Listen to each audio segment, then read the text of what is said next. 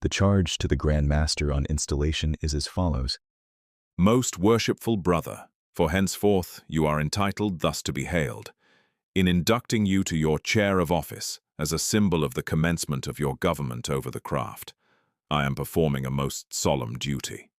By immemorial usage and the irrevocable landmarks of Masonry, you are invested, as Grand Master of Masons, with powers and prerogatives which are well-nigh absolute. The interests of the craft, for weal or woe, are placed in your hands during your term in office. The good resolutions which you have doubtless made, that these powers shall not be abused or perverted by you, I would gladly strengthen by a word of admonition, which it will not become me henceforth to utter. The very consciousness of the possession of a great power will ever make a generous mind cautious and gentle in the exercise of it. To rule has been the lot of many, and requires neither strength of intellect nor soundness of judgment. To rule well has been the fortune of but few, and may well be the object of an honorable ambition. It is not by the strong arm or the iron will that obedience and order, the chief requisites of good government, are secured, but by holding the key to the hearts of men.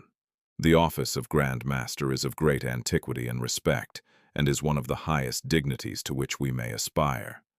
Its incumbent, to rule well, should possess and practice several important requisites. As a man, he should be of approved integrity and irreproachable morals, free from the dominion of hasty temper and ill-governed passions, of good repute in the world, and practicing as an example of the craft the cardinal virtues of fortitude, prudence, temperance, and justice. As a citizen, he should be loyal to his government, obedient to its laws, prompt in the duties he owes to society, and a pattern of fidelity in all social and domestic relations. As a Mason, he should cling to the old landmarks and be sternly opposed to infringement of them. Be proficient in the laws, language, and literature of the fraternity. Be desirous to learn and apt to teach, though for the time not a workman, yet be master of the work and qualified to earn his wages. Be prompt to give aid and slow to demand it. Be ever mindful that, though elevated for a time above his fellows, he is elevated by them, and that he is yet a craftsman, sacredly bound by a craftsman's obligation, and that he should cultivate everywhere and at all times the golden tenets of brotherly love, relief, and truth. As an officer, he should remember, first of all, that he is an individual Mason, sharing in that respect a common lot with his brethren, and therefore interested in the welfare of each and all. Be devoid of undue ostentation and haughty overbearing. Be accessible to all, cultivating the closest friendship and unlimited confidence with his associate officers. Be eager to take counsel with his brethren and ready to give it. Be patient in investigation and hearing. Be deliberate in judgment. Be prompt in execution. Be forbearing long and much with evildoers. Be ready to reward good. Be devoid of favoritism and wholly impartial. Be watchful over the treasury, having an eagle eye upon every portion of his jurisdiction, and breasting the restless spirit of innovation. Such are some of the most important qualifications which a Grand Master should possess, and the leading errors which he should avoid. It may be that most, if not all, of your predecessors have failed to reach this standard, but it is attainable, and be it your purpose to reach it, and be a bright and shining example to those who shall come after you. The charge to the Deputy Grand Master is as follows.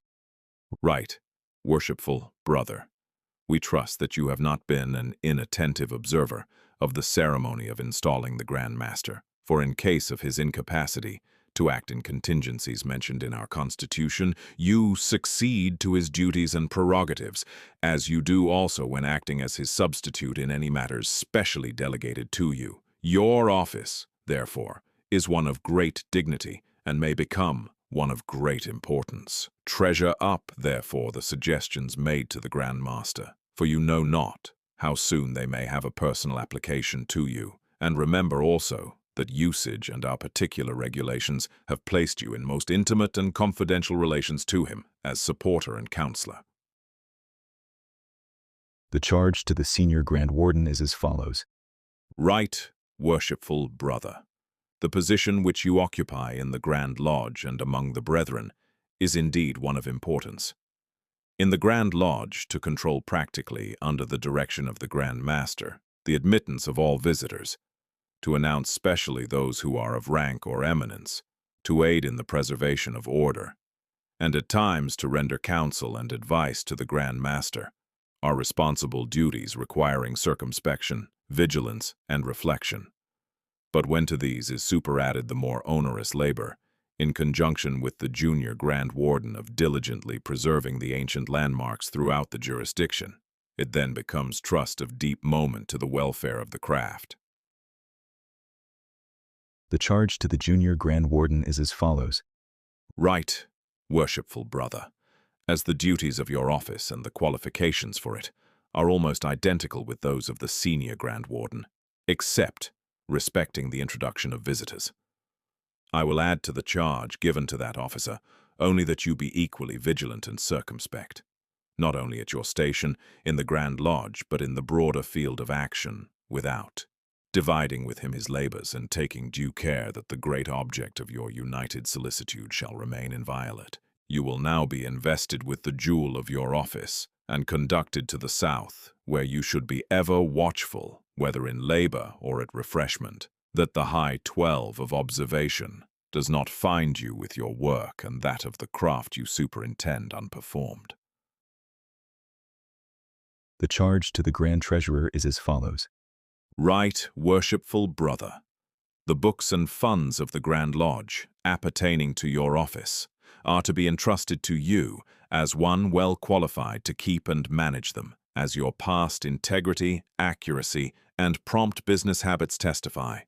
The keys, forming the jewel of your office, with which you will now be invested, have a twofold significance. They are instruments to bind as well as to loose, to make fast as well as to open. We trust that they will never be used by you in any other manner than the constitutions, laws, rules, and regulations of the Grand Lodge shall direct. The charge to the Grand Secretary is as follows. Right, worshipful brother. Usage and positive enactments from time to time have rendered the duties of the office of Grand Secretary more onerous and varied than those of any other officer. Brought by his official position more immediately into communication with the whole body of the fraternity, it is requisite that he possess ability, skill, and industry to meet the various demands upon him. Placed in a position where he holds almost constant correspondence with our Masonic brethren of every state and country upon him, devolves in a large degree the good name and credit of the Masonic family of his state. The fraternity should enable him to maintain it. He should strive that it be maintained. Courtesy and patience, as well as vigilance and fidelity, should be elements of his manners and character. You will now be invested with your official jewel. The pens which we trust will make an endearing record, not only to your praise, but to the welfare of the craft, so largely dependent upon your experience and integrity. The charge to the Grand Chaplain is as follows. Reverend and right worshipful brother, that holy book, which is the chart and the textbook of your sacred calling, is also the great light of Masonry, and forever sheds its benignant rays upon every lawful assemblage of free and accepted Masons. Teach us from its life-giving precepts, intercede for us with that divine majesty whom it so fully reveals and unfolds to us, and warn us by its lessons of infinite wisdom and truth, and you will have faithfully performed your sacred functions and fulfilled your important trust. It is fitting that an emblem of the sacred volume should be the jewel of your office, with which you will now be invested. The charge to the Grand Deacons is as follows. Worshipful brothers, it is your duty to attend on the Grand Master and Grand Wardens and to act as their messengers and as their proxies in the active duties of the Grand Lodge. As useful assistants in our ceremonies, your respective official positions are of great value and importance to the comfort and good order of the Grand Lodge. Let vigilance and zeal actuate you in the discharge of the functions of your offices. You will now be invested with the jewels of your offices and with the deacon's rods as tokens of your authority. The charge to the Grand Marshal is as follows. Worshipful brother, the duties of your office require energy, activity, and quickness of perception. The good order of the fraternity, in its general assemblies and processions, depends largely on your care, skill, and assiduity. It is your duty to proclaim the installation of the Grand Officers, and to direct all processions of the Grand Lodge, marching or riding on the left flank. Your costume includes a sword, baton, and purple scarf. A baton is the jewel of your office, with which you will now be invested. The charge to the Grand Sword Bearer is as follows. Worshipful brother, the sword which you bear in all processions of the Grand Lodge is the time-honored symbol of justice and authority. It reminds the beholder of the dignity of the body whose emblem it is. It is also the guardian and protector of the standard of the Grand Lodge. When the Grand Master leads a Masonic procession, you should bear a drawn sword immediately in front of him. But when he has the place of honor, which is in the rear, you should bear it immediately behind him. Be ever faithful to your trust. Let the jewel of your office, with which you will now be invested, remind you of its nature. The charge to the Grand Steward is as follows. Worshipful brother, in olden times your province was to provide for and superintend the festivals of the craft, and that duty still remains to you, although there is rarely occasion for the exercise of it. But we are taught that it is better to go to the house of mourning than to go to the house of feasting, and hence on you has been appropriately imposed the dispensation of our beneficent charities. That it is a grateful duty, all hearts testify, and we trust that yours fully responds to it. A cornucopia, which is a symbol of plenty, is the jewel of your office, with which you will now be invested, together with a white rod as a token of your responsibility. The charge to the Grand Pursuivant is as follows. Worshipful brother, you are to act as the messenger of the Grand Lodge and the herald to announce the approach of visitors.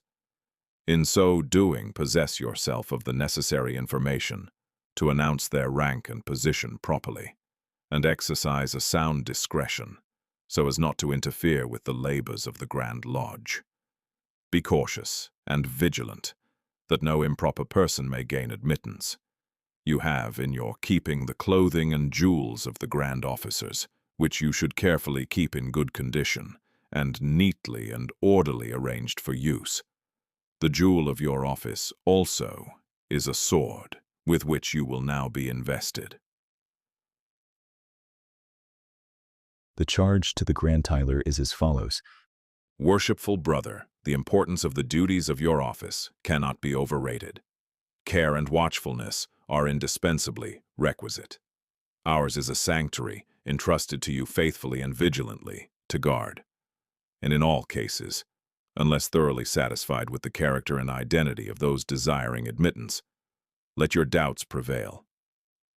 Irreparable injury might result from a negligent or careless discharge of your duty.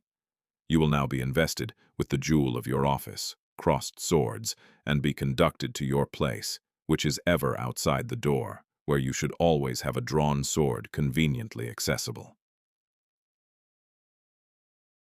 The charge to the Grand Historian is as follows. Worshipful brother, you have been appointed Grand Historian of this Grand Lodge. It is your duty to make an accurate written record of significant events of the Grand Lodge. History, unrecorded and unstudied, will surely be repeated.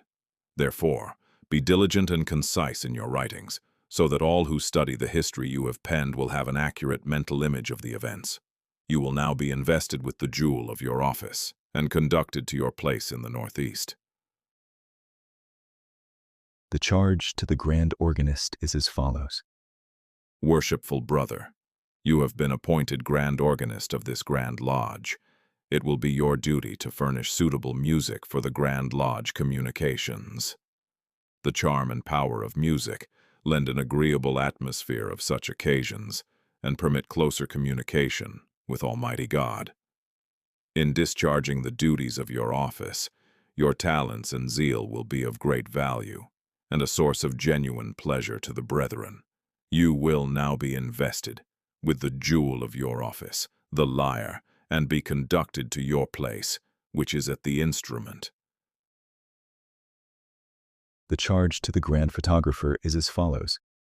Worshipful brother, it is your duty to photographically record all appropriate activities of the Grand Lodge, thereby providing a pictorial record of Grand Lodge activities.